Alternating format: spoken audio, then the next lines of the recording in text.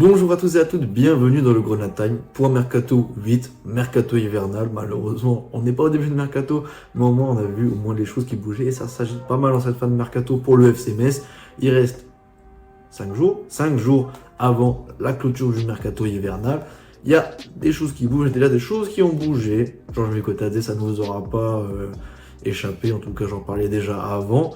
Donc on va dresser un peu comme on avait fait pour l'été le bilan de ce mercato. On va voir ce qui s'agit et ce qui veut peut-être arriver. Après le générique, c'est parti. C'est l'entrée d'Ismail Assar qui va immédiatement s'illustrer. Là, on est déjà à 3, je peux vous dire 3. Et ça m'énerve. Ça m'énerve. Le titre de champion est fêté dignement à Saint-Symphorien.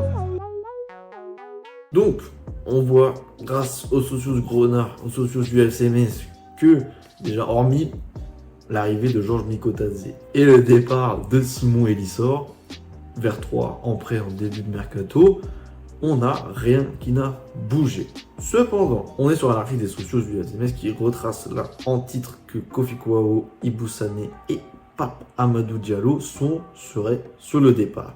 Pour l'instant, il retrace que Georges Mikotadze est venu en sens des arrivées, mais qu'on a aussi dégraissé l'effectif avec Simon Elissor qui est parti en prêt à 3, Habib Maïga, notre regretté Habib Maïga, notre soldat ivoirien en Hongrie, et Sami Laïseni qui est parti à la Louvière très récemment. On voit aussi qu'on va se séparer très certainement de Kofi Kouao qui manque de temps de jeu, qui manque d'importance, et on a un meilleur latéral droit malheureusement, et bon, il y a ce petit débat entre soit Maxime Collin, soit Kofi Kouao, et je pense que Resto Bologna préfère de la taille, il préfère un peu plus de carrure, même si Kofi Kouao il rentrait dedans et ça faisait du bien et qu'on lève notre Kofi Kouao. On préfère Maxime Collin en défenseur droit, un peu défenseur central droit, et laisser Ronan Garkov libre sur le côté. Et donc il partirait à Schalke 04 en Bundesliga 2, pour l'instant aucun montant, enfin bref voilà.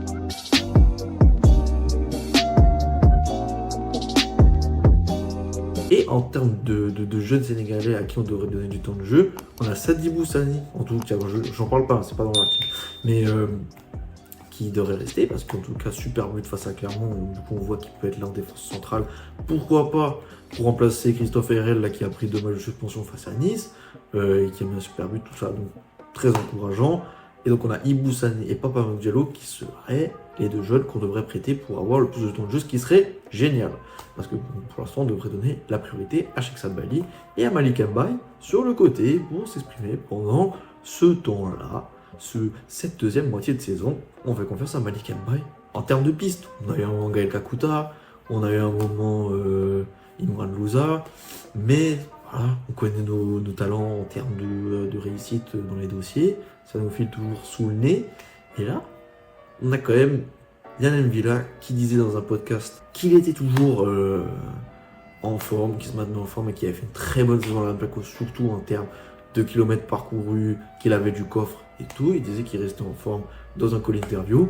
Pourquoi pas? Franchement, pourquoi pas? Moi, ça m'intéresse. Pierre Drey il l'a eu à Rennes. Accord salarial à trouver. Comme Gaël Kakuta, ça doit être pas mal cher parce que l'Olympiakos, c'est pas nos masses salariales à nous. Ça joue la Ligue des Champions, tout ça. Mais c'est très solide, vous voyez. 3690 minutes de temps de jeu, 45 matchs, toutes compétitions confondues. Donc il tient la route. Et franchement, le talent footballistique, ça ne s'enlève pas, même s'il y a eu tout ce qu'il y a eu à côté. Et on trouve que c'est un peu injuste parce que ça nous colle à la peau. Enfin, voilà. Je vous laisse aller regarder l'interview. Franchement, ça m'emballe bien pour sécuriser notre milieu de terrain, gratter des ballons, tout ça, avec un Lamine Camara qui serait fougueux. Ça va être un peu de concurrence. On a un peu beaucoup de monde. On a Daniel Jean-Jacques et tout. Donc ça met de la concurrence, mais Kevin Dorab, ça pourrait un peu le pousser.